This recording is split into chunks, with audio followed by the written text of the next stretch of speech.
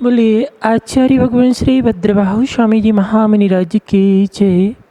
आचार्य भगवान गुरु शिवराज सागर जी महाराज की जय।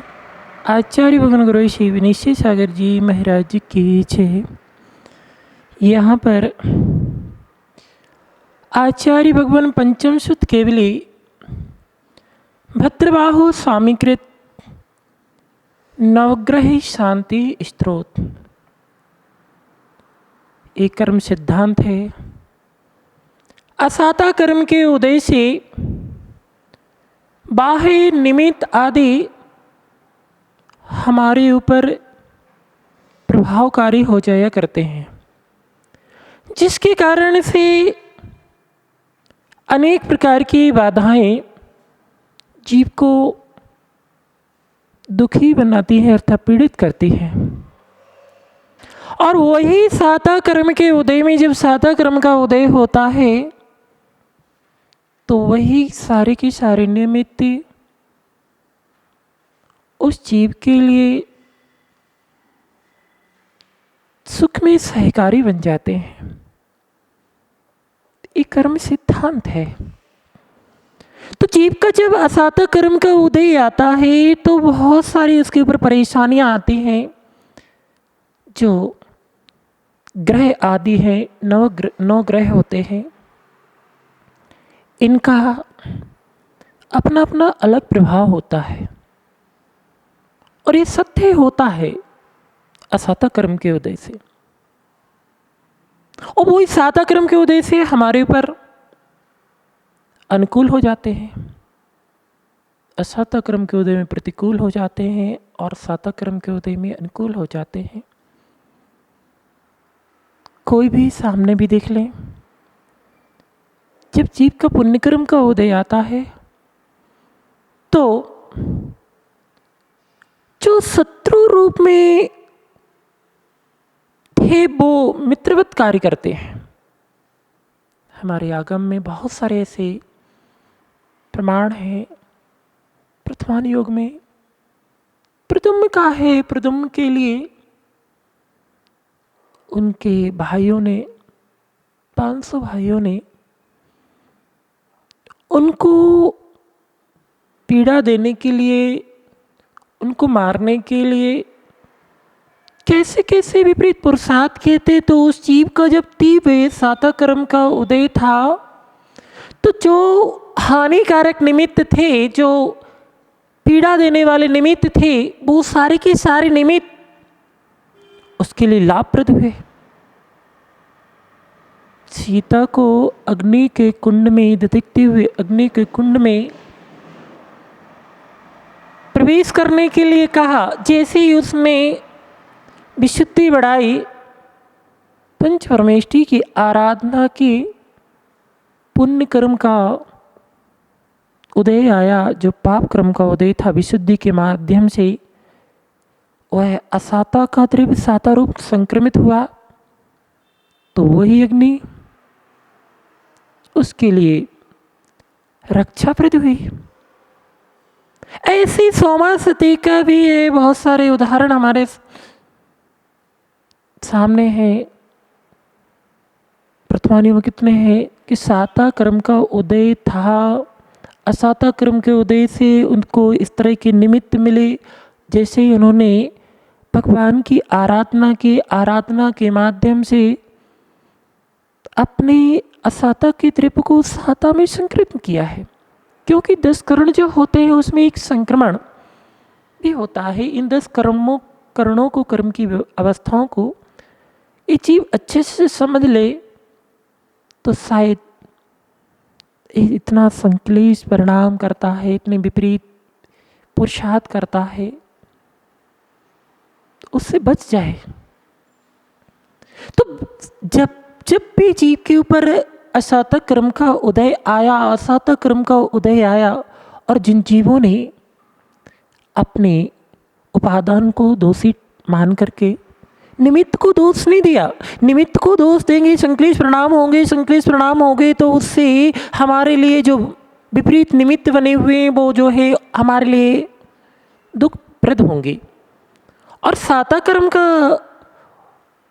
उदय जिनेंद्र भगवान की देवी शास्त्र गुरु की धर्म आदि सच्चे धर्म आदि की शरण में जाने से, उनका आलम्बन लेने से सत्ता की वृद्धि होती है। ऐसे ही जो आचार्य भगवान भद्रबाहु स्वामी कृत नवग्रह शांति स्तोत्र, ये जो नवग्रह होते हैं वो जीव को पाप कर्म के उदय में, असत कर्म के उदय में अनेक प्रकार से पीड़ाएं आदि देते हैं। तो उन पीड़ाओं के, उन दुखों से मुक्त होने के लिए, उनको शांत करने के लिए आचार्य भगवान भद्रबाहु स्वामी ने नवग्रह शांति स्तोत्र लिखा है। इसको विशुद्धि के साथ शुभ भावना पूर्वक निकांचित भाव से इसको पढ़ने से हमारे ऊपर जो अनेक प्रकार की ग्रह आदि पीड़ा का प्रभाव है, वह पुण्य की वृद्धि जब होती है स्तोत्र भगवान की आराधना करने से, स्तोत्र के माध्यम से, तो वो अकार्यकारी हो जाते हैं अर्थात अपना प्रभाव नहीं दिखाते हैं। ऐसे आचार्य भगवान भद्रबाहु स्वामी कृत शांति नवग्रह शांति स्तोत्र को हम जो है पढ़ते हैं। जगद्गुरुं नमस्कृत्य श्रुत्वा सद्गुरुभाषितैः प्रवक्ष्यामि ग्रह शांति प्रवक्ष्यामि लोकानां सुखहेतवे जिनेन्द्रा खेचिराज्ञेया पूजनीया विधिक्रमा पुष्पैर्विलेपनैर्धूपैर् नैवेद्ये तुष्टिहेतवे पद्मप्रभस्य मार्तण्डस्य चन्द्रश्चन्द्रप्रभस्य च वासिपूज्यस्य भूपुत्रो बुधश्चाष्टजिनेशिनां विमलानन्ति धर्मेशि शान्तिकुण्ठरै नमि वर्धिमानि जिनेन्द्राणां पादिपद्मं बुधो नमि वृषवाजित्सु पार्श्वा साभिनन्दन शीतलौ सुमति शम्भो स्वामी श्रेयांसे सुबृहस्पति सुविधि कथिता शुक्रे सुब्रतस्य शनिचरे नेमिनाथो भविद्राहो केतो श्रीमल्लिपार्श्वयो जन्मलग्नं चरासिं च यदि पीडयन्ति खेचरा तदा सम्पूजयेद्धीमान् खेचरान् सहिताञ्जिनान् भद्रबाहो गुरुर्वाग्मी पंचमा सुत केवली विद्या प्रसादिता पूर्वं ग्रह शांति विधिकृता यः पठेत् प्रातरुत्थाय शुचिर्भूत्या समाहिता विपत्तो भवेत् शान्ति क्षेमः तस्य पदे पदे क्षेमः तस्य पदे पदे क्षेमः तस्य पदे पदे। प्रातःकाल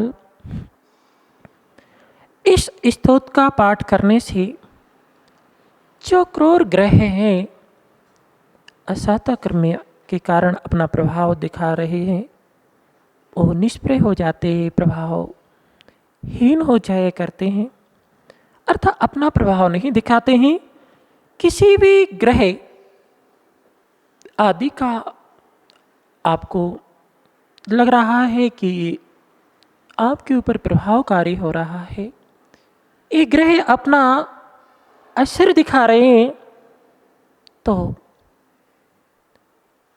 इसको 27 दिन तक प्रतिदिन 21 बार अर्थात प्रतिदिन 21 बार पढ़ते हुए 27 दिन तक इसको विशुद्धि के साथ और शुभ तिथि दिन आदि में इसको एक आसन पे बैठ कर के पवित्र अपने शरीर को, वस्त्र आदि को, मन आदि को पवित्र बना करके और श्रेष्ठ मोती आदि के माध्यम से वो नहीं है तो सूत्र आदि की माला के माध्यम से इसका पाठ करने से यह ग्रह आदि पीड़ा दूर होती है। अर्थात इसमें भगवान 24 तीर्थंकरों की स्तुति की गई है और इनकी स्तुति करने से हमारे भावों में निर्मलता आती है। मेरे बार बार इसका पाठ करने से हमारे अशुभ कर्म जो है क्षीण होते हैं, अशुभ कर्म क्षीण होते हैं, शुभ की वृद्धि होती है और शुभ की वृद्धि होती है तो सुख से सारे हमारे लिए अनुकूल निमित्त हो जाया करते हैं। तो इसका विशुद्धि के साथ प्रतिदिन पाठ करना चाहिए। अभी वर्तमान में ऐसे महामारी कोरोना आदि का दौर चल रहा है। इस परेशानी सामूहिक रूप से जीव के असत कर्म के उदय से हुआ करती है और इसके बहुत सारे और रीजन होते हैं। एक तो ये विपरीत पंचम काल है जहाँ पाप कर्म जीवों की पाप कर्म का जीवों का उदय है, पाप की बहुलता है। जीव पाप की बहुलता में अपनी मर्यादाओं को तोड़ देता है, प्रकृति के विरुद्ध कार्य करना प्रारंभ कर देता है, लोक व्यवहार की मर्यादाओं को नष्ट कर देता है, जिससे ऐसा तीव्र असत कर्म का उदय शीघ्रता से उदय में आता है। वह अपना प्रभाव दिखाता है, जिसके प्रभाव से यह जीव मानसिक संतुलन को बिगाड़ लेता है, मानसिक संतुलन बिगड़ जाता है, शारीरिक स्थिति भी उसकी खराब होने लगती है और पारिवारिक जो सामंजस्य था, परिवार में जो शांति थी वह भी नष्ट हो जाती है और जो अर्थ आदि है वो भी नष्ट हो जाता है। तो ऐसी स्थिति में जब सातः कर्म के उदय से इस परेशानी चल रही है, ऐसे समय में हमारे लिए निकांक्षित भावों के साथ, विशुद्ध परिणामों के साथ, जिस प्रकार से उन महापुरुषों के ऊपर भी वर्तमान युग में बहुत सारे उदाहरण हैं, जब जब भी उनके ऊपर ऐसी व्याधि, ऐसी विपत्तियाँ आए, उन जीवों ने अपने धैर्य को और धर्म को नहीं छोड़ा, क्योंकि ये सत्य है कि जो असत कर्म का उदय आया है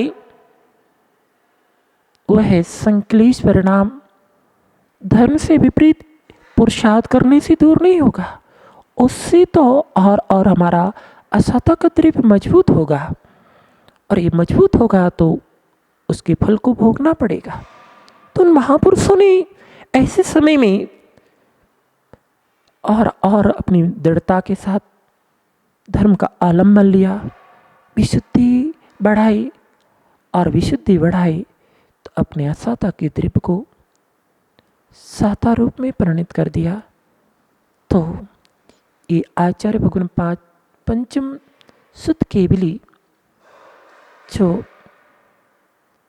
1200 साधु के समय आचार्य भगवान भद्रभाव स्वामी का जो अंतिम पंचम सुत केवली जो थे उनका कथानक आप लोगों ने पढ़ा होगा।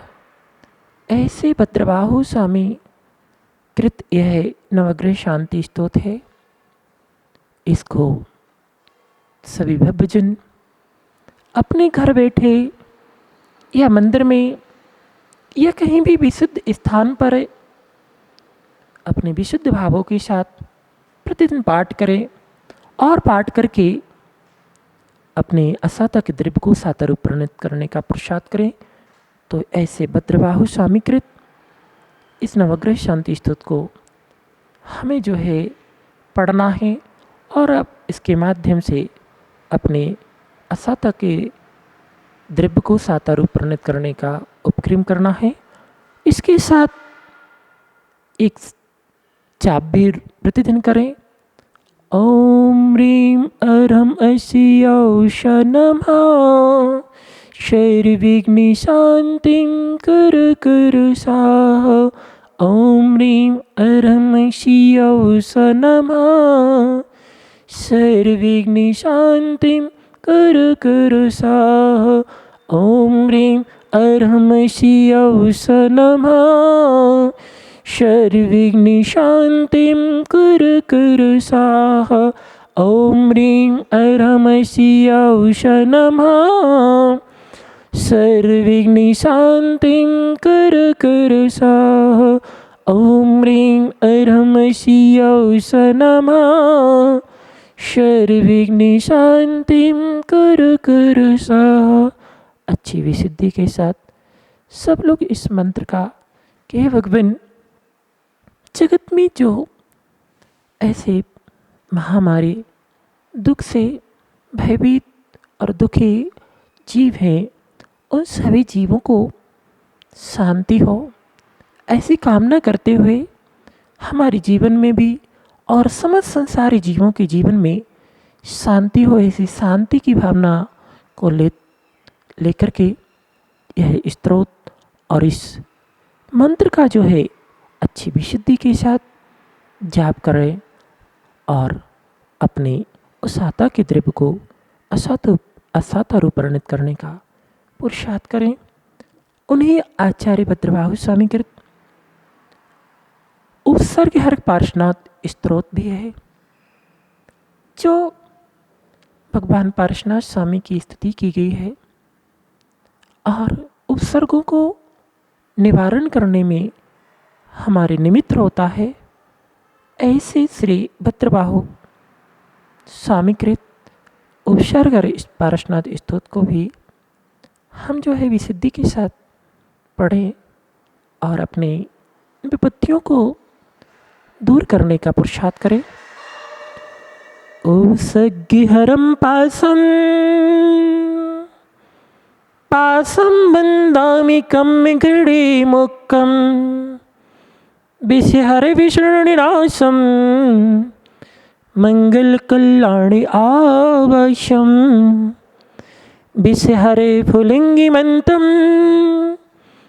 कंठे धारे जुषयामणु तस्सक हरोगि मारी दुट्ठ जरा जंती ओविशामम चिट्ठव दूरे वंतो तुझि प्रणामो भी बहुफलो होई नर तेरी शुभि जीवा पावन तिणा दुख रोगम चा ते सम्मते लत्ती चिंतामणि कप पाए बभये पावंती अवखीड़ जीवा ऐरामरम ठाणम। ओम अमरतर काम धेणु चिंतामणि काम कुंभ माये श्री पाषाणाय सेवा गयाणम सविविधा सत्तम। ओम ह्रीं श्रीं ऐं ओम त्वयि श्रेणी सामी पड़ा शेरोग तुसोग दो हगम कपतरो में विजायं ओम त्वयि श्रेणी सफल हेव ओम साहा। ओम हीणमियूण प्रणेशय्यं मायावीरेण धरणि नागिन्दं श्रीकामिराय कलियं पाषाणजडिन्दं नमस्सामि। ओम ह्रीं श्रीं पाशविषार विच्छामन्त्रिणि झणझाय च धरणी भवदेवी। ओम ह्रीं चिमरब्लीं स्वाहा। ओम तृणेमि पाशम् ओम हीं प्रणमामि परं भक्तिये। अट्ठक्षरधरणिन्दो पौमा वैपर्डिया कीर्ति। ओम रट्टट्टिमट्ठाणे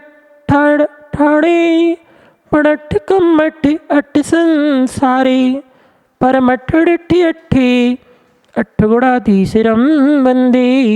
ये सन्थो महायश भक्तिभर ऋभरेण हि एणे तादेवी तिच्चिबोहिं भवे भवे पाशजीर्णे चिन्दी। उपसग्यहरं तत्थोतं कातूडं जेणि संगकल्लाडं करुणारेण वेदं सभद्रबाहुगुरो जयतु सभद्रबाहुगुरो जयतु सभद्रबाहुगुरो जयतु। इस प्रकार से ये उपसर्ग हर स्तोत्र समस्त उपसर्गों को हरने वाला ऐसे पारसनाथ भगवान की स्तुति को हम प्रतिदिन पढ़ें तो हमारे ये जो उपसर्ग विपत्तियाँ हैं वो शांति को प्राप्त हो। जगत में अनेक जीव जो विपत्तियों से ग्रस्त हैं उन सब के जीवों की जीवन में शांति हो, वो शांति को प्राप्त हो। ऐसी भावना पवित्र मन में लेकर के भगवान पारसनाथ भगवान की स्तुति स्तोत्र प्रतिदिन विशुद्धि के साथ प्रातःकाल इसका पाठ करने से समस्त उपसर्गों का निवारण होता है। बोलिए देवादिदेव 1000 श्री पारसनाथ भगवान की जय। देवादिदेव 1000 श्री शांतिनाथ भगवान की जय। देवादिदेव 1000 श्री वर्तमान शासन नायक महावीर स्वामी भगवान की जय। देवादिदेव 1000 चतुर्विंशति तीर्थंकर भगवान की जय।